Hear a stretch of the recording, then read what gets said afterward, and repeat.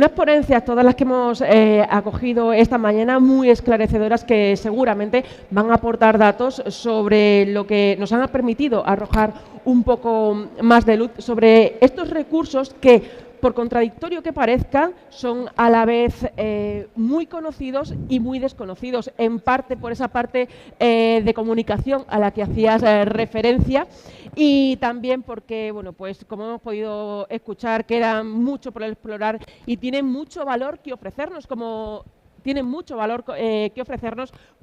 sobre todo en Extremadura, como has hecho referencia, Luis.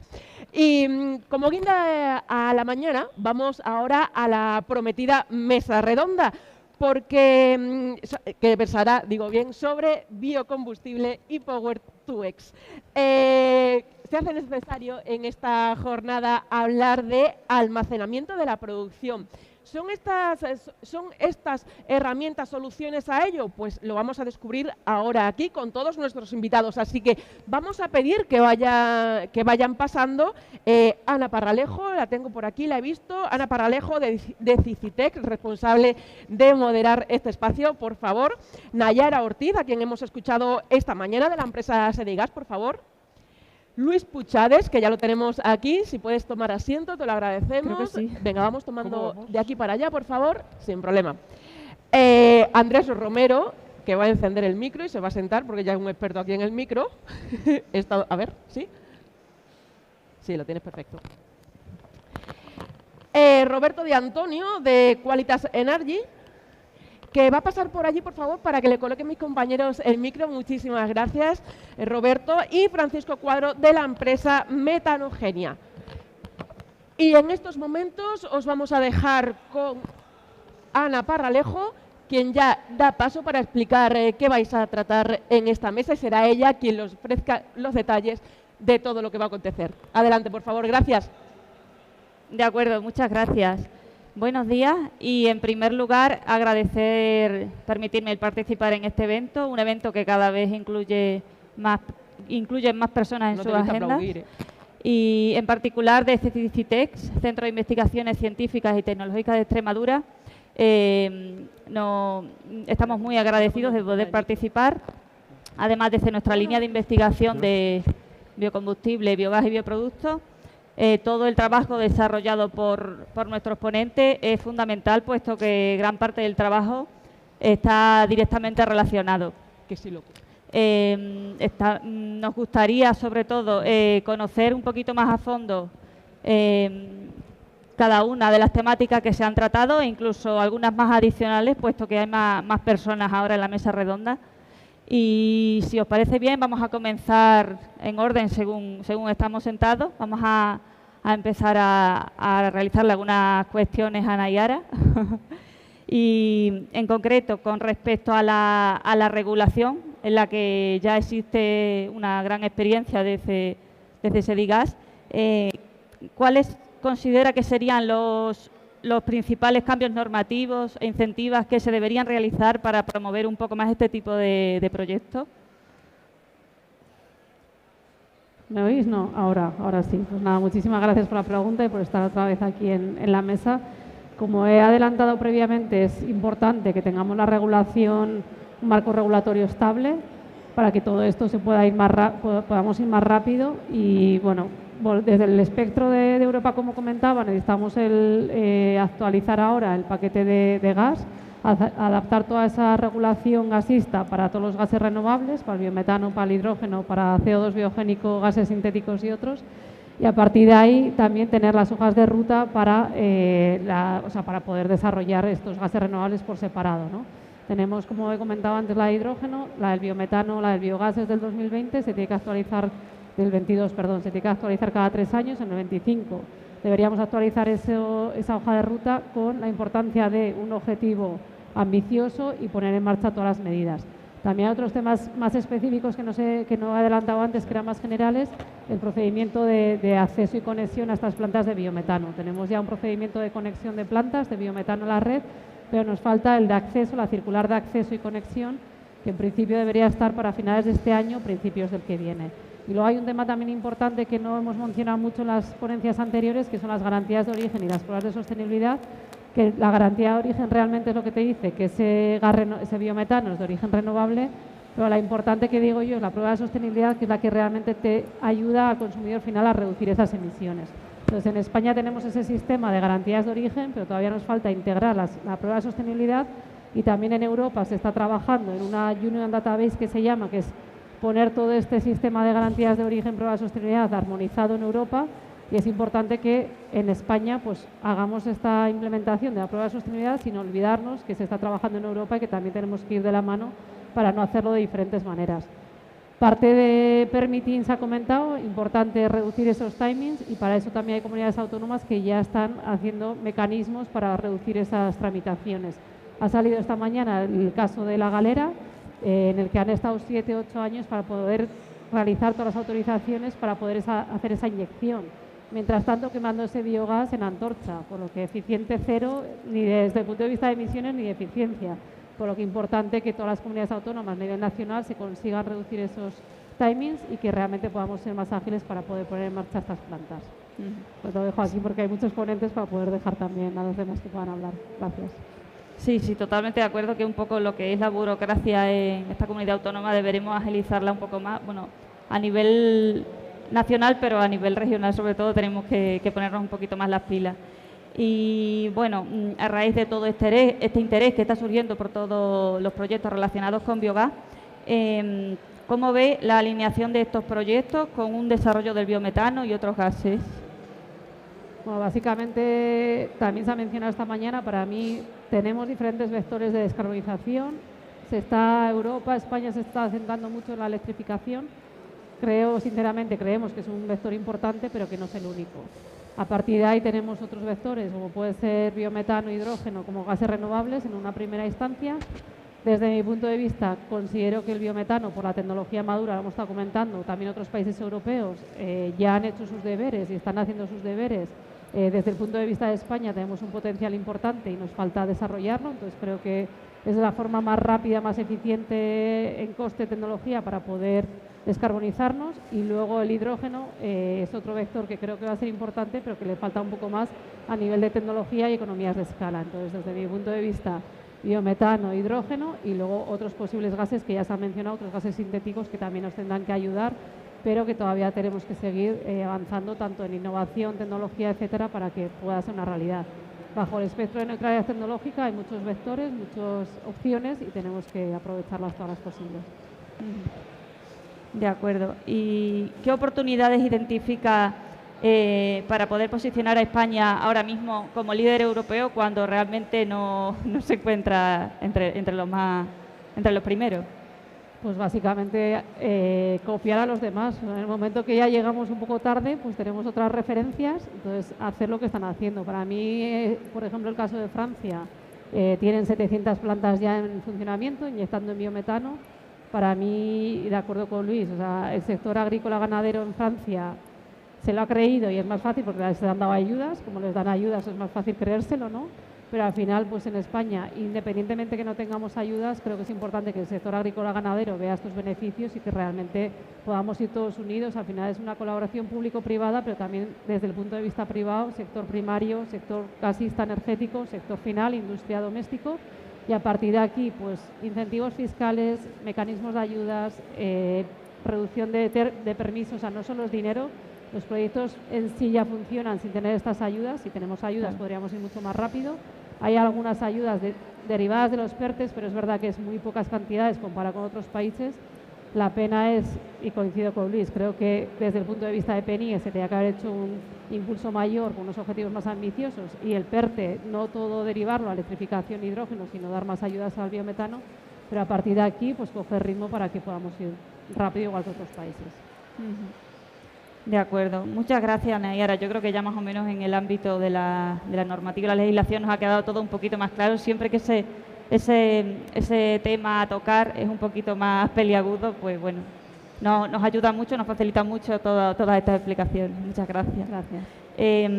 Luis, en cuanto al potencial que tenemos en Extremadura, como ya has comentado en la presentación, ¿cómo crees o qué rol crees que puede jugar la producción de biometano en la economía extremeña? Opino que la producción de biometano puede ser muy sinérgica con la industria agroalimentaria extremeña. Además, lo vemos, en Extremadura se están haciendo grandes inversiones en el sector agroalimentario. Se están ampliando los mataderos y la industria procesadora, por ejemplo, del jamón ibérico. Se están haciendo grandes inversiones en almazaras. Se están haciendo plantaciones nuevas de frutales, olivar intensivo. Se están modernizando los regadíos, el tomate, el maíz. Todos estos sectores tienen una interacción clarísima con el biometano, y además por varias vías. Por un lado van a ser los elementos generadores de subproductos para alimentar a las plantas de biogás. Las lías, los orujos del vino, los alpechines y alperujos del aceite, los estiércoles, los residuos agrícolas del tomate, los lodos de la industria agroalimentaria, todo eso van a ser la materia prima que va a alimentar a los proyectos que ahora mismo se están desarrollando. Eso por un lado. Luego tienes la cuestión de que prácticamente todas las plantas de biometano van a ser también plantas de producción de fertilizantes. Casi todos los proyectos llevan o plantas de compostaje asociadas, o llevan bien sistemas de almacenamiento del digerido líquido, o sistemas de procesado del digerido líquido. ¿Qué vamos a necesitar en Extremadura? Primero, materia orgánica.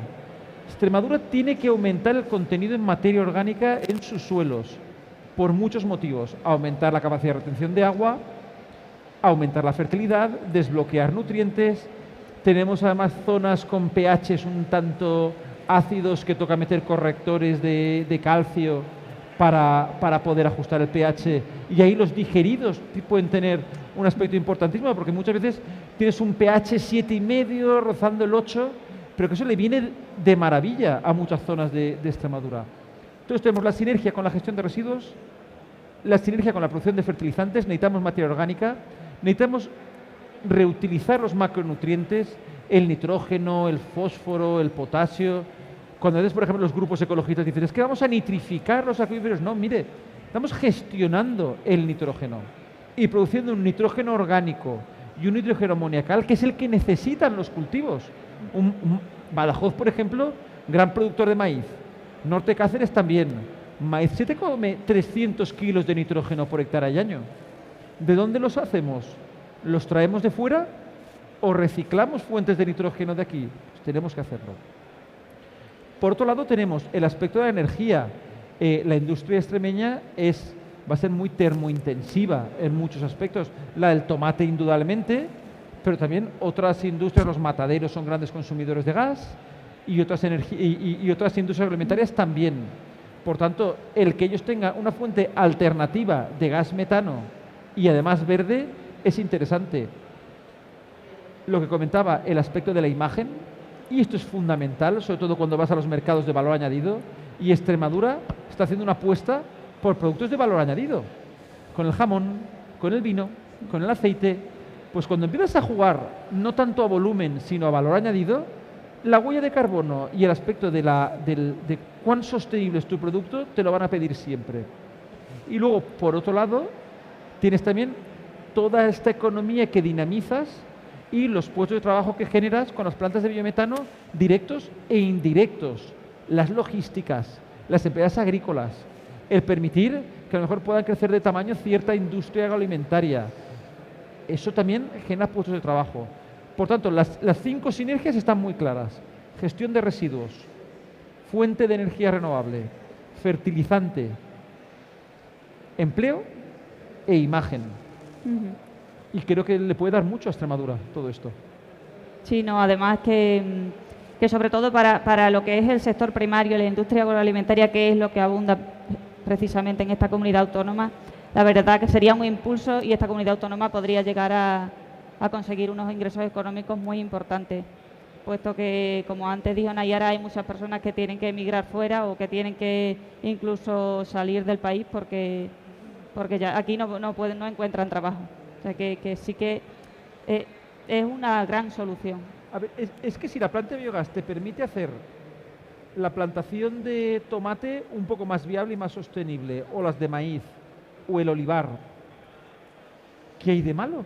Si estás atrayendo economía, estás atrayendo empleo. Es que realmente en Europa lo tienen clarísimo. Sí. El biometano y el biogás muchas veces, más que una iniciativa de energía renovable, que indudablemente también lo es, se ha planteado como incentivar la diversificación en el sector primario de ingresos y además hacer que sus productos que o no tienen uso o se les da una mala gestión, de repente tienen un uso. Y entonces estamos empezando a convertir residuos en subproductos o en productos. Y eso es ideal. Entonces, bueno, pues yo creo que el tema está claro. Bueno, y también aumentar lo que es en sí la calidad de los productos, porque si se le añade una huella de carbono asociada al producto que se pueda certificar, pues además tenemos un valor añadido ahí, que nos puede enriquecer muchísimo más. O sea que sí que, y si que queremos es crear hacia donde empleo tenemos que ir. y empleo de calidad, tenemos que jugar al valor añadido. Y que la gente pague lo que el producto extremeño vale. Eso es. Y está en todo nuestro trabajo el hacer que ese producto valga más y que el cliente perciba calidad en el mismo. Sí, totalmente de acuerdo, es lo que necesitamos.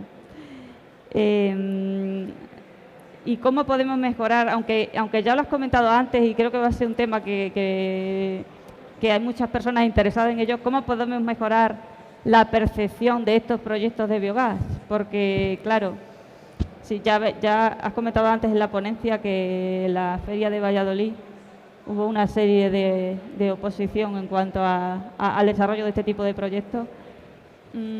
¿Cómo se podría lavar la imagen de los proyectos de biogás? Es una labor de todos. El ejemplo de hoy, este evento ayuda. Este evento es positivo porque nos da un altavoz a Sedigas, a Redexis, a otros agentes del sector, a poder hablar de sus proyectos. Eso es bueno. Por otro lado, creo que los medios de comunicación también tenemos que hablar mucho con ellos. Tener hasta un punto crítico con ellos. Yo hace poco se lo dije en un evento de un gran diario nacional, le dije, hablando del tema de Valladolid, tenéis en Valladolid a 50 tíos con pancartas, que muchos de ellos son activistas profesionales, y tenías dentro 300 empresas, algunas de ellas empresones, hablando de inversiones millonarias en el sector agro, en el sector, en el sector primario español, queriendo hacer las cosas bien, y yo veía a los periodistas con las pancartas y no estaban dentro. Entonces creo que también nosotros tenemos que tener un punto crítico con ciertos agentes sociales que son fundamentales e importantes y decir, oye, vamos a poner las cosas en su justa medida. Luego los promotores tienen que ser serios, se tiene que contratar a empresas serias y buenas, pero que eso se tiene. Y lo estábamos hablando, en Extremadura está Citex, está GF, está Metanogenia, están muchas empresas muy buenas, y es que no hay un déficit por ahí. Comunicar mejor el sector y fundamental, que los primeros proyectos sean un éxito. Sí. Eso es clave. Un fracaso puede tirar por tierra el resto del proyecto. Sí, Hará mucho daño. Sí. Muchas gracias, Luis. Vamos a seguir con Andrés. ¿Realmente crees que existe una burbuja de proyectos de biometano? Bueno, el término burbuja es complicado de definir porque es un tema más de economistas, ¿no? Pero voy a poner un ejemplo práctico que viene un poco a explicar todo lo que está pasando y el tema de los miedos vecinales.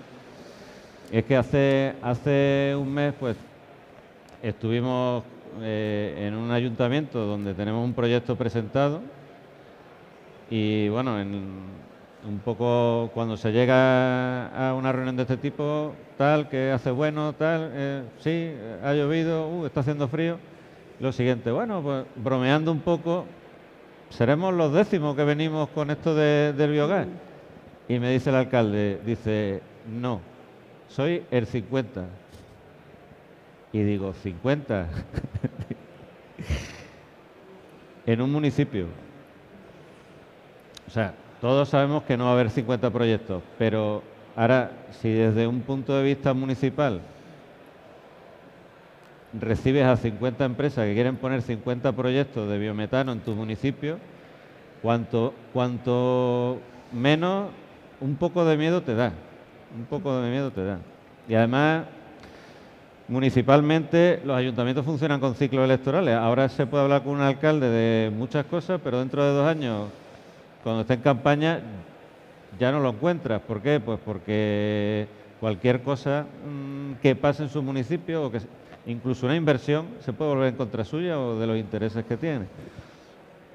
Entonces, lo que vengo a explicar con ese ejemplo es que, como tal y como comenta Luis, pues hay empresas pues que quieren desarrollar los proyectos, producir biometano. Nosotros, aparte, desde el grupo de redes, pues también estamos encantados que se produzca biometano y se inyecte en las redes, porque es nuestro también, como grupo empresarial, pues es nuestro futuro, el futuro de Sedigas.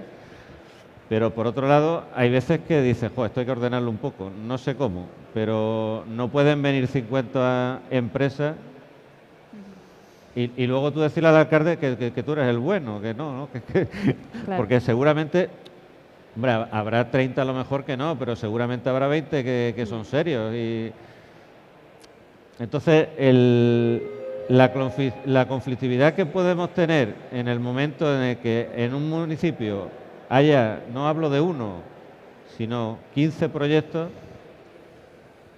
va a ser otro nivel ya. O sea, ahora mismo es con las primeras informaciones públicas, pero cuando salga la quinta, entonces burbuja. Yo creo que en el sector de las renovables siempre tiene cierta tendencia a la burbuja. O sea, ¿qué funciona esto? Pues boom. Como españoles que somos, pues a eso vamos. ¿Qué pasa? Que si bien en la renovable ha habido burbuja porque se primaba, aquí el problema es que la inversión es a riñón. O sea, aquí si no funciona, el que pierde eres tú. Sí. Y no hay un duro de subvención, porque si te subvencionan no puedes vender el biometano. Con lo cual, luego habrá una selección natural de proyectos, porque a 20 millones de euros el proyecto, pues hombre, el banco se tocará mucho se tentará la ropa antes de darte un crédito, si aparte ve que, como dice Luis, los primeros proyectos no son un éxito. O sea, el éxito de todo, tanto de la financiación como de la aceptación social, depende de que lo que esté empezando a funcionar, funcione y se lo podamos enseñar a un alcalde. Yo anteayer estuve en otro ayuntamiento y me decía, es que ha venido mucha gente, todo el mundo me dice que esto no da olores, que esto no da problemas, pero nadie me enseña una planta. Ese ayuntamiento lo que quiere es que le enseñen una planta. Claro, también Y existe ellos, mucha desinformación. claro, ir ellos, que vengan de la oposición y que vengan de la oposición, que vayan todos. ¿Por qué? Porque es un proyecto para tu pueblo. Tú no puedes ponerte como alcalde a impulsarlo tú, porque entonces la oposición se va a poner en contra. Tiene que ser un asunto en el que tú involucres a toda la corporación municipal. Y para eso necesitas plantas que funcionen para poder enseñarlas. Sí. No sé si te he respondido. Sí. Yo quiero hacer un pequeño inciso. Podemos hablar de burbuja todo lo que queramos. Hay 11 plantas inyectando en la red. 11. Podemos hablar de burbuja todo lo que queramos. ¿Cuántas hay en construcción? 4, 5 o 6. No hay más en construcción. Pero sí, con todos mis respetos, los números son una mierda. Pero es que imagínate que ahora hubiera 40 plantas de biogás en tramitación en Extremadura. ¿Eso sería una burbuja? Pero si Extremadura tiene el tamaño de Holanda, Claro. Holanda tiene 300 plantas de biogás agroindustrial funcionando, 300. Y con el Y potencial 17 que tiene. millones de tíos viviendo allí. O sea, imagínate lo cerca que están muchas veces de los municipios. Es que yo creo que para mí si existe una burbuja en este sector es el de la contestación social.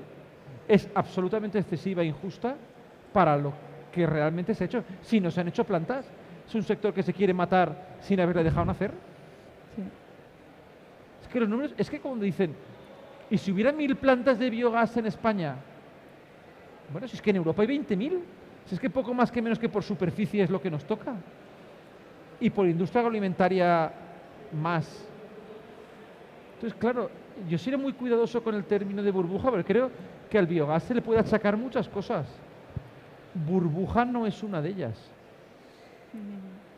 Yo sí, Sí. yo cambiaría la palabra burbuja por apetito. O sea, hay mucho apetito, que no es lo mismo apetito que burbuja.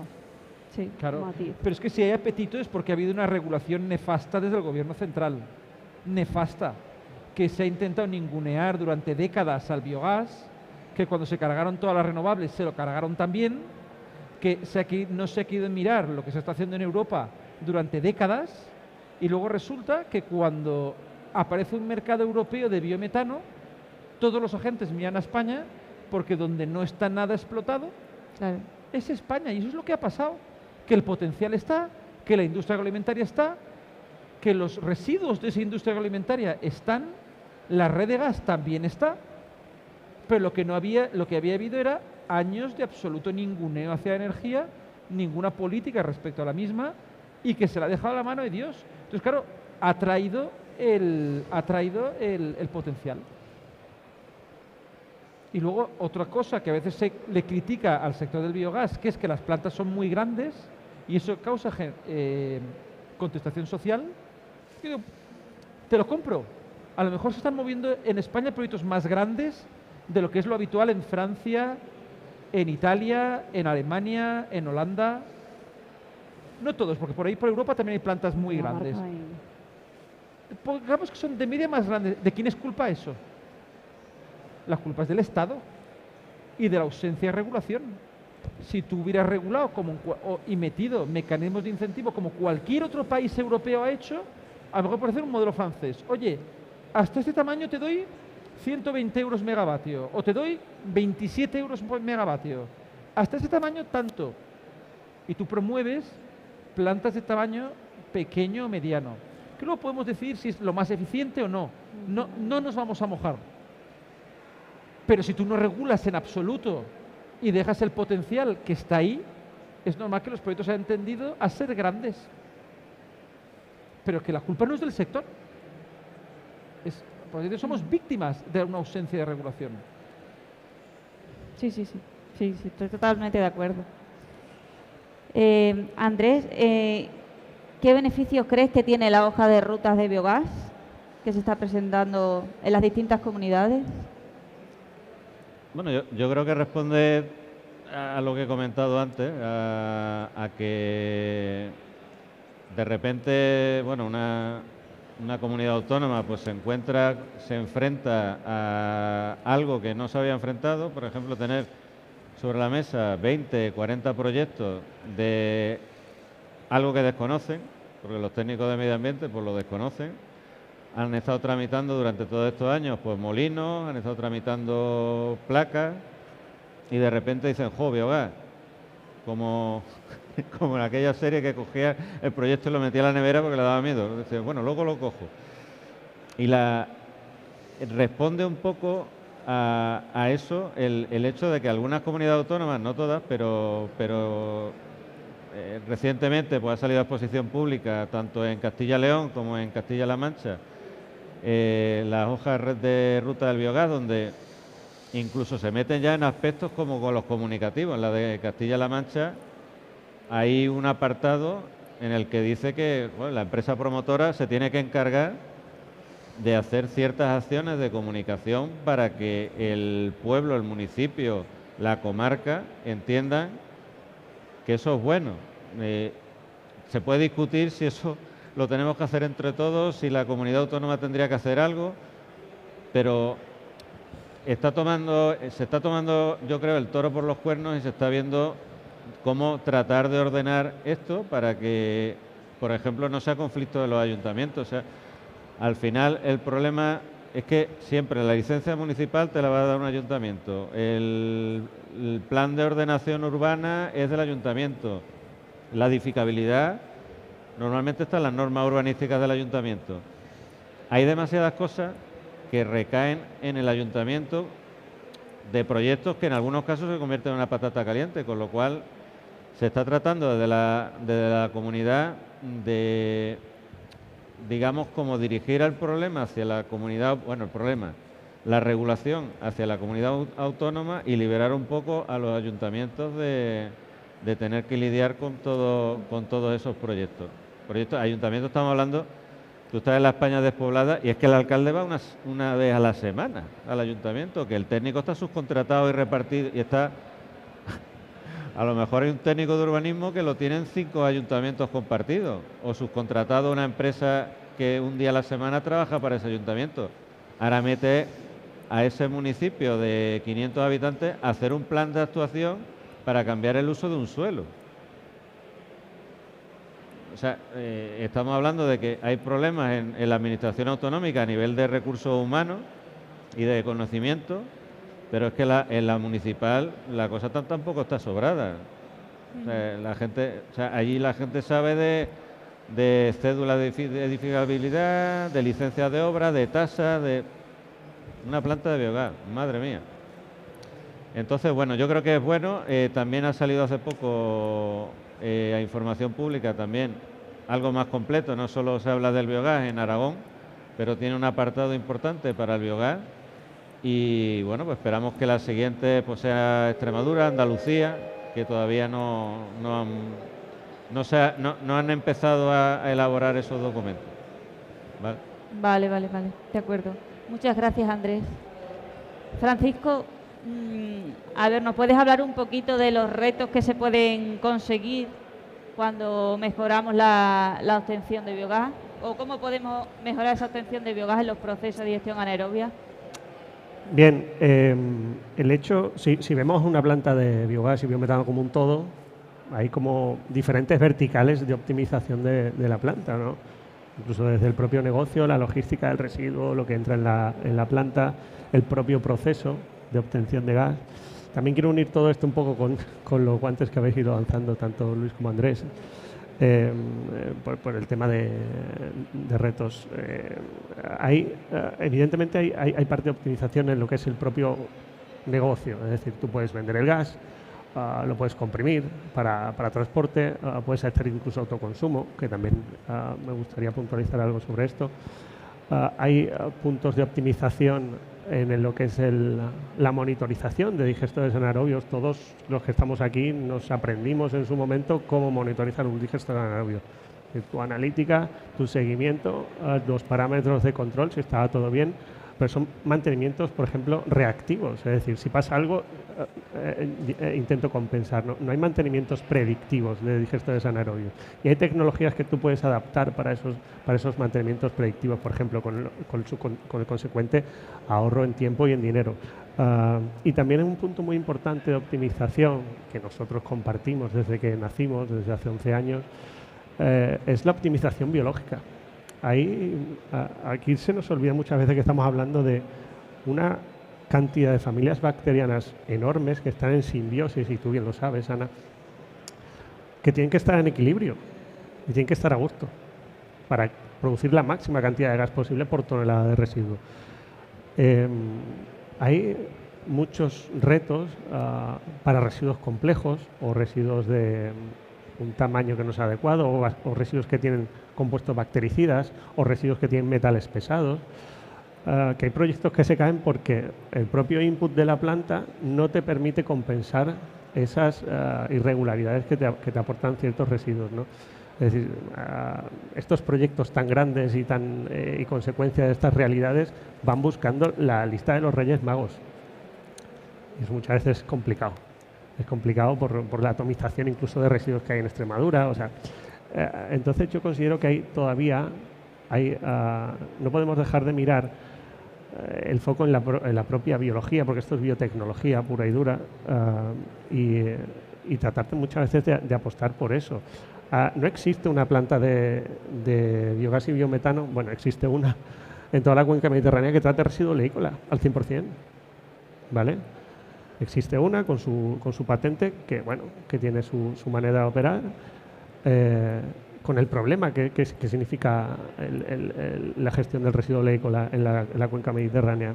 No existe porque tiene un compuesto bactericida, bueno, entre otras cosas, pero bueno, tiene un compuesto bactericida. Tú te pasas de ese límite inhibitorio y adiós.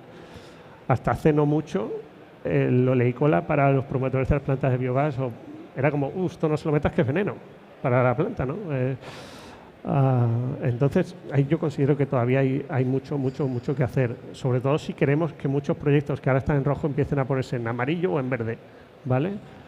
Y no solamente, como digo, no solamente hablo de la parte biológica, o sea, en la propia parte de modelo de negocio, en el propio proceso, ya vamos viendo cómo vamos adaptando el proceso, como incluso hace AGF, ¿no? Va adaptando el proceso en función de las limitaciones que va encontrando durante la operación. Pero sí es verdad que hemos heredado tecnología de realidades diferentes aquí en España, tecnologías de Alemania, tecnologías del norte de Europa, que nos ha costado adaptarlas a España, o no hemos sido lo suficientemente eficientes a la hora de implementar esa tecnología, o también hemos heredado tecnologías de procesado del petróleo, ¿vale? El upgrade, el famoso upgrade, viene todo de refinería, ¿vale? Por eso tenemos ese problema también de escala en upgrade, por debajo de un caudal determinado de biogás, pues no salen los números. Si es verdad que empieza a haber cierta tecnología adaptada al biogás para generación más pequeñita, para también atacar un montón de proyectos que se quedan en el limbo por tamaño, ¿vale? Estos se quedan en el limbo por tamaño, tanto por la economía de escala como por la falta de incentivos, por multitud de variables que no cuadran. Pero sí, yo también me gustaría romper una lanza a favor de que no olvidemos que esto no es un motor que tú arrancas, o sea, le metes gasoil y lo arrancas y funciona. Estos son bacterias, son bichos. Esto tiene unos tiempos, esto lleva unas inercias biológicas, o sea que no podemos nunca dejar de lado ese foco, porque yo he visto proyectos que están en estudios de viabilidad o en tramitación, en proyecto básico o ya lanzados para una autorización ambiental integrada, y tú ves la dieta y dices, no sé cómo leches van a hacer esto estable a 25 años, sin una acumulación de un inhibidor que claramente se ve que van a tener un problema de ese tipo. Pero como le da una patada para adelante, ya el que se preocupe mi yo del futuro, o que se preocupe mi yo dentro de 5 años. Entonces, bueno. La verdad que lo que ha dicho Luis llevaba razón antes, es que se necesitan muchos más técnicos que puedan estudiar estos procesos, porque no son procesos simples, no son procesos sencillos, en los que los microorganismos juegan la parte principal. O sea, si los microorganismos no se encuentran en simbiosis, como bien has dicho, no vamos a conseguir nada, no vamos a conseguir valorizar un residuo, no vamos a conseguir hidrato, no vamos a conseguir energía, con lo cual sí, es verdad que es uno de los puntos clave. Sí, es verdad. Y necesitamos proyectos que funcionen y que funcionen bien, porque si no lo tenemos crudo. Ya tuvimos una mala experiencia con el 661 en España con las plantas de biogás. Cuando ese enfoque fue puramente eléctrico, tuvimos mala fama. En lo que es el sector del biogás se quedó completamente paralizado. Las plantas que existían tuvieron que cambiar su enfoque al medioambiental, a la gestión del residuo, y necesitó ganar dinero de alguna manera. Y ahora que estamos volviendo de nuevo al enfoque energético, tenemos que ser capaces de maximizar las producciones y de estabilizarlas a largo plazo. Sí, sobre todo estabilizarlas a largo plazo. Eso es. Aunque tengamos un poquito menos de rendimiento, pero que lo mantengamos durante toda la vida útil de la planta. Y con respecto a la segunda parte, que es el biogás, ¿nos puedes hablar un poquito de la microgeneración de ese biogás? Sí, a ver, yo siempre lo explico como el típico vídeo de un cubo que tú puedes llenar con piedras grandes, piedras más pequeñitas, con arena y hasta con agua. Es decir, siempre hay espacio para proyectos más pequeños. Ahora mismo los proyectos que se están haciendo son proyectos grandes, muy ambiciosos, con un volumen neto de cifra de negocios brutal, por las causas que sean, pero está siendo así, y se está denostando de alguna manera lo micro. La pequeña fábrica que puede poner una planta muy poco tecnificada, pero de autoconsumo térmico, simplemente cambiando los quemadores de su caldera, ¡pum!, reduce su factura de propano. Eso son proyectos. La economía de escala te penaliza, sí es cierto, pero si tú tecnificas muy poco una planta de biogás, te pueden entrar en números, ¿vale? Y lo micro es una manera también de evangelizar sobre las bondades del biogás. O sea, si tú quieres que la gente tenga una buena imagen del biogás y entienda que no es ni peligroso, que es beneficioso medioambientalmente, que es bueno para la economía del pueblo, lo micro llega antes. Lo micro afecta a muchas menos realidades, a muchas menos sensibilidades, porque simplemente el matadero o la quesería de turno monta su plantita pequeñita y ya está. Pero claro, los del pueblo saben que hay una plantita de biogás y saben que funciona bien y que no hay ningún problema. También lo micro es una manera de dar a conocer, ¿no? O sea, por así decirlo, un gran proyecto afecta a muchas sensibilidades, a miles de personas o a decenas de miles. Un proyecto micro afecta a los 15, 20, 30 trabajadores de la quesería o del matadero o de cualquier industria. Entonces, yo entiendo que prima la cifra de negocio y las grandes van buscando esto. Pero no olvidemos que la tecnología del biogás está súper madura para el autoconsumo, y para el autoconsumo térmico ya ni te cuento. Y son proyectos relativamente baratos, ¿vale? Y son proyectos que incluso se están anticipando a si en algún momento el día de mañana se empieza a penalizar por la emisión difusa de gases de efecto invernadero en pequeños ganaderos. Te estás anticipando porque estás capturando el propio metano, ¿no? Entonces, bueno, sí ese voto a favor del autoconsumo, que tampoco lo dejemos de lado, sí me gustaría puntualizarlo. Sí. Sí, no lo podemos olvidar, porque Extremadura además es una comunidad autónoma muy grande, con las explotaciones porcinas, las industrias muy dispersas unas de otras, con lo cual el autoconsumo tiene que seguir ahí, tiene que tener importancia. Tú lo sabes, en Europa tú vas por pequeñas granjitas y tienes su planta pequeñita. Ostras. Sí. Estamos muy de espaldas hacia el progreso en algunas oportunidades. Que yo te estoy diciendo que cualquier granjero pueda montar una planta de biogás, o cualquier industria pequeña puede montar una planta de biogás, pero hay determinadas actividades económicas agroganaderas y agropecuarias que es automática la rentabilidad. O sea, hay mataderos que están gastando fortunas en la gestión de sus residuos, porque es estándar y hay que gestionar de una manera determinada. Y no hablo de volumen de negocio, pero hablo de rentabilidades incluso mejores que plantas de 300.000 toneladas al año de biometano. Sí. Pero bueno. Muy bien, muchas gracias, Francisco. Para finalizar, vamos a pasar con Roberto. Y una de las cosas que hemos comentado antes con Luis era que el caso que existe ahora en otros países europeos, como Francia o Alemania, ¿cómo puede ser posible que ellos tengan tantas plantas de biogás y nosotros solamente a día de hoy tengamos 11? No sé qué ha pasado, qué hemos hecho mal. Bueno, la verdad, ¿lo oís? Sí. Vale. Vamos a ser constructivos, ¿no? Porque al final lo hemos dejado caer un poco. Este país ha vivido olas y seguirá viviendo olas. Desgraciadamente, la clase política no ha sabido entender muchas veces lo que supone la energía renovable de desarrollo, y aún así aquí estamos, ¿no? Hemos sido pioneros y valientes en muchas cosas, y gracias a Dios los españoles emprendedores pues sacan adelante los proyectos, pero no sé, hubo en el 2012 un Real Decreto 1/2012 que hundió a muchas compañías de renovables, entre ellas pues todo el sector de la cogeneración, buena parte de la fotovoltaica, la biomasa eléctrica por supuesto se acabó. En fin, alguien algún día tendrá que estudiar en los libros de historia qué ha pasado, ¿no? con las renovables en este país, ¿no? Y el hecho evidente y real, y voy a ser constructivo, obviamente, es que hace 4 años nadie se planteaba hacer un proyecto de biometano en España.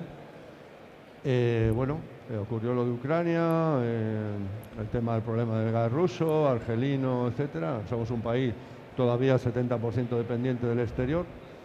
Y bueno, afortunadamente yo creo que desde Europa, no desde aquí, pues se empezó de verdad a decir, oye, esto hay que pensar en autoabastecerse también de gas. Como ha dicho muy bien Luis, el consumo de gas es superior al de energía eléctrica. El consumo de gas no es susceptible de cambio fácil en muchos sectores. fundamentalmente en toda la industria térmica de más de 300 grados, no hay sustitutivo, salvo el hidrógeno cuando llegue, al gas, y es así. Y nuestro país gas pues, produce cero, salvo que seamos capaces de generar con el biometano. Tenemos un tren que hay que coger, especialmente los que hemos visto evolucionar el sector de la bioenergía, que al final es distintas cosas, aprovecharlas para renovables. Tenemos un tren. Tenemos un tren porque tenemos un tercer país, ¿no? El segundo o tercer país de Europa en el sector agroalimentario. Somos una potencia europea y mundial. Tenemos que ordenar nuestros residuos en el sector agro y agroalimentario.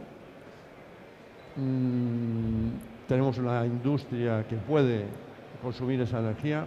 Tenemos unos usos domésticos que pueden consumir esa energía y deben consumir esa energía. Y eso no va a ser fácilmente electrificable. Es así de claro y tenemos que seguir consumiendo gas.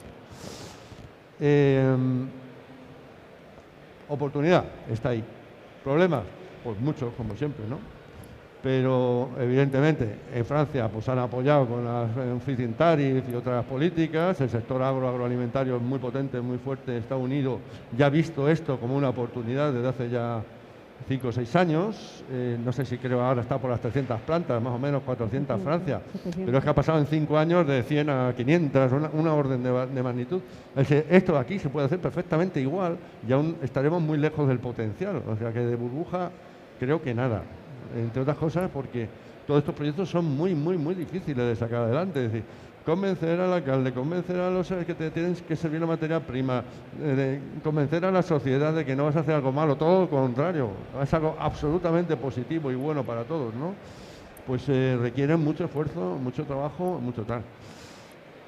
A ver, estamos aquí, creo que como ha dicho muy bien Luis, hay unos sectores muy potentes ahora mismo. Mi propia empresa es un fondo de inversión, el más grande de España de renovables. Tiene 2.400 millones de euros de la última emisión, o sea, nosotros vamos a pagar a pecho todas las plantas, no las vamos a financiar. Y aunque hemos llegado un poquito tarde, pues ya tenemos más de 20 personas en desarrollo de proyectos y demás. Y lo tenemos muy claro, un modelo de negocio, un modelo de plan y un modelo de tal, con cero ayudas, porque hoy en día, no sé, Italia ha aprobado un feed-in tariff de 140 euros megavatio hora, aquí es que ni siquiera se habla de eso, o sea que, pero es casi mejor que no lo haya, que simplemente nos dejen trabajar y podamos de alguna manera seguir adelante y no haya un cambio regulatorio, alguna cosa que en un momento determinado hunda el sector. La Administración tiene mucho que hacer, por supuesto, como siempre. Aparte del manido tema, obviamente, de aceleremos la tramitación de proyectos, que eso siempre está sobre la mesa, hay muchas cosas. Por ejemplo, dar ejemplo. La Administración compra gasóleo, la Administración compra gas. Tú ves un pliego de compra de gas de cualquier administración, hospitales, etcétera, y ya, hombre, prima el biometano. De alguna manera, no quieres ser verde, tienes una oportunidad, ¿no? Va a haber acuerdos, PPAs, para biometano, BPAs, compra biometano español, o compra biometano francés, que se puede hacer, pero compra biometano, no compra gas fósil, por ejemplo, ¿no? Más cosas que puede hacer la Administración, ayúdanos al compromiso social. ¿Tenemos nosotros que formar a la gente y educar a la gente? Bueno, desde los lobbies, no los lobbies, ojalá fuéramos un lobby de las asociaciones y hay que hacer ese esfuerzo, intentar tal y comunicar, desde los promotores obviamente, ¿no? Pero evidentemente creo que la Administración tiene que educar también a la gente y a los medios. Ojo, y esto lo digo como extremeño y por Extremadura, ¿eh? El director general de Sostenibilidad, me parece que fue, en un proyecto en el norte, cerca de Plasencia, fue personalmente a hablar con la gente y el colectivo social que se oponía, entre comillas, a un proyecto. Ojo, chapó por él. O sea, yo tengo previsto en mi agenda llamarle, ir a verle, primero por conocerle, que no lo conozco, y segundo por darle enhorabuena. Ese tipo de cosas que puede hacer la Administración. Y no es difícil. Oye, no, vamos a ver, esto es un proyecto y tiene estas cosas y es lo que se va a hacer y hay que comunicarlo y educarlo y formar. Evidentemente se puede hacer mucho para potenciar y ponernos a un nivel, por lo menos como el de Francia. Vamos a darnos un plazo, 5, 6, 7 años. Que nos dejen trabajar. Que nos dejen. Sí. La Administración, la verdad que debe dar ejemplo de todo el trabajo que hay por detrás de ello, por lo menos valorarlo y facilitarlo. Dejar que podamos trabajar cada uno en la parte de la producción de biogás que nos corresponde y facilitarlo. Pues muchas gracias. No sé si existe alguna pregunta más por parte del público.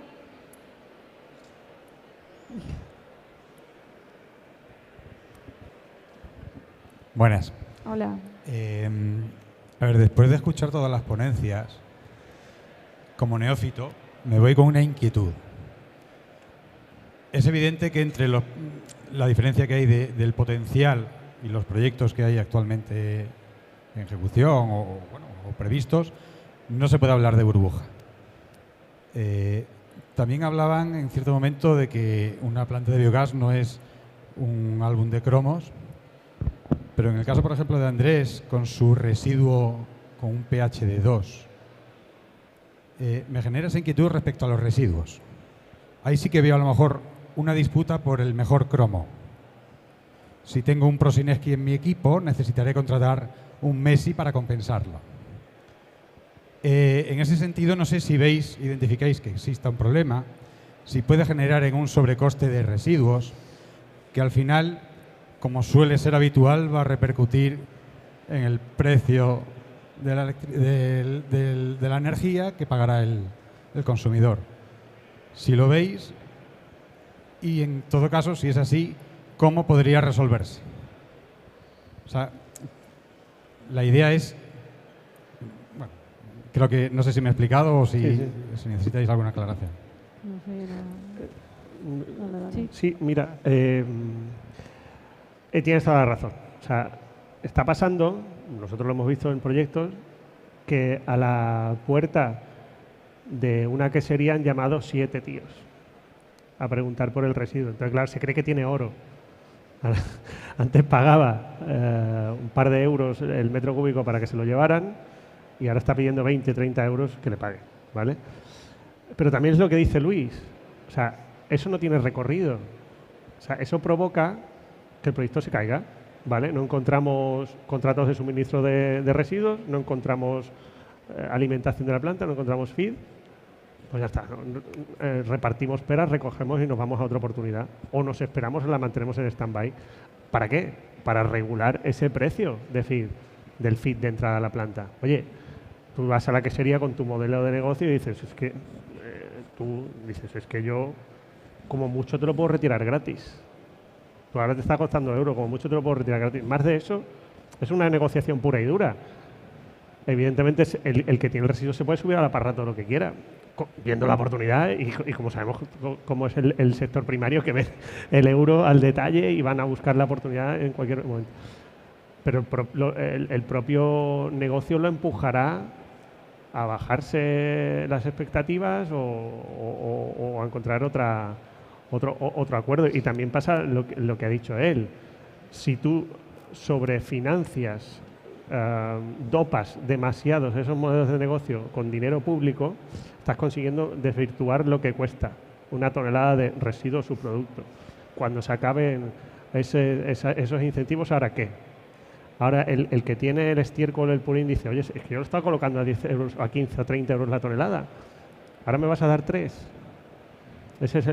También parece contraproducente, pero muchas veces no sobrefinanciar o sobreincentivar los proyectos, que ya lo vivimos con el 661 también, consigues que por propio mercado y por propio ajuste del modelo de negocio todos los números cuadren y no dependes de nadie. Es decir, fíjate lo que ha dicho él, proyectos a pulmón sin ayuda de nadie. Ya está. Pero yo creo que ese problema se soluciona simple y llanamente con la estabilización del propio negocio. O sea, en cuanto dejen de llamarlo porque pide 20 euros la tonelada, pues tendrá que bajar expectativas, claro. Gracias. Buenas tardes. Os hablo simplemente... a lo largo del mes pasado, yo me dedico mi empresa se dedica a instalaciones, me llega un ejemplo, una cooperativa de Córdoba, tiene 9 almazaras, 8 proyectos de plantas de biometano. Ahí detrás un fondo de inversión alemán. ¿Eso aquí en Extremadura no se está dando? Os hablo simplemente una cooperativa de Córdoba. Aquí Esa, en toda Extremadura me niego a creer que eso no exista. Puede ser Oleícola Altejar. Sí, sí. Lo que pasa es que Oleícola Altejar también tiene tradición en el sector de la biomasa y de producir electricidad. Y bueno, pues han visto el negocio también en sacar el biometano del producto. Es que cada planta son en torno a los 30 millones de euros. Y aquí en Extremadura no hay... A ver, yo creo que es otra dimensión en cuanto a tamaño. Te digo de verdad, Oleícola Altejar, pues no sé, moverá 1 millón de toneladas de aceituna al año. Aquí andamos bastante más pequeños. O sea, como ha dicho muy bien mi compañera Ana, Extremadura tiene muchos pocos y pocos muchos. Vamos a entenderlo. Uno de los problemas, yo estoy encantado, estoy intentando sacar algún proyecto aquí, pero el problema que estoy encontrándome es que para los estándares de mi compañía de inversión, pues sí, podemos ir aquí y tengo un poquito de tomate, tengo un poquito de esto, tengo un poquito de esto, pero esos muchos poquitos son muy buenos desde el punto de vista de la dieta, porque me permite diversificar la dieta y llegar a un tal. Pero me falta muchas veces la masa crítica total de seguridad de aprovisionamiento, porque sabes que te va a fallar un proveedor, otro se te va a caer, el otro se le va a volver loco porque le va a venir la competencia y le ha prometido que te va a pagar lo que no puede pagar. Entonces, me está costando. Y estoy hablando con las almazaras más grandes, alperujeras más grandes de Extremadura. Y el alperujo tiene algún problemilla para el tema de biometanización que a mí me hace dudar un poco de todos estos grandes anuncios. Pensar que vivimos, esto ya lo hemos vivido. Anunciar que voy a hacer 8 plantas con tal, no sé qué, pim pam, vale, es como una barrera, ¿no? Un poco comercial. Pero no deja de ser un instrumento más de marketing como otros muchos. Realmente el alperujo solo tiene sus problemas. Y bueno, sí, habla de que ha sacado una patente, ¿no? La noticia de que tal. Hay cosas que hay que matizar. Yo veo difícil desarrollar esos 8 proyectos a corto plazo, a corto plazo. Sí, a mí grandes plantas que centralizan mucho alperujo, yo en mi vida profesional privada, nosotros sí que hemos participado en un proyecto que lleva muchos años tratando alperujos en Castellón, pero siempre en codigestión con estiércoles y con lodos. Máximo 50% alperujo. Empresas sobre todo italianas han sacado patentes muy interesantes de 100% alperujo y maravilloso, que ojalá funcionen. Como todo, ahí se ven las complejidades del biogás. Y el alperujo tiene otro problema gordo, que igual es el que no estamos mirando, que al final si es considerado un biocarburante avanzado o no su biogás. Que esa es otra. Y eso es lo que te permite venderlo. O sea, ahí podemos ver, el alperujo es el vivo ejemplo de lo difícil que es hacer estos proyectos. Pero si me preguntas qué es lo peor de todo, que saques un proyecto con alperujo y otros sustratos, lo presentes a la administración y en un año no salga a exposición pública. Eso es el problema. Y luego vamos solventando los demás. ¿Hay alguna...? Que no me refiero a Extremadura, O sea, es un problema nacional. ¿Hay alguna otra aportación, alguna otra cuestión? Es el momento, Pues muchísimas gracias a todos los que nos habéis acompañado y participado en esta mesa. Gracias a ti por esa moderación. Sin duda esas cuestiones que suscitan es sinónimo, es un reflejo de la calidad de la mesa y del interés que suscita este tema, que ha quedado demostrado que hay mucho donde debatir, mucho que argumentar y mucho camino aún por recorrer, sobre todo para superar todas esas trabas y esas dificultades a las que estaban haciendo referencia nuestros invitados. Gracias de verdad. Ahora les vamos a dejar descansar, un poquito, nos vamos a ir a comer, a retomar un poco de fuerzas y nos vemos esta tarde. No es una pregunta, paso lista, a las 4:30 hablamos aquí de almacenamiento energético. Gracias, buenas tardes.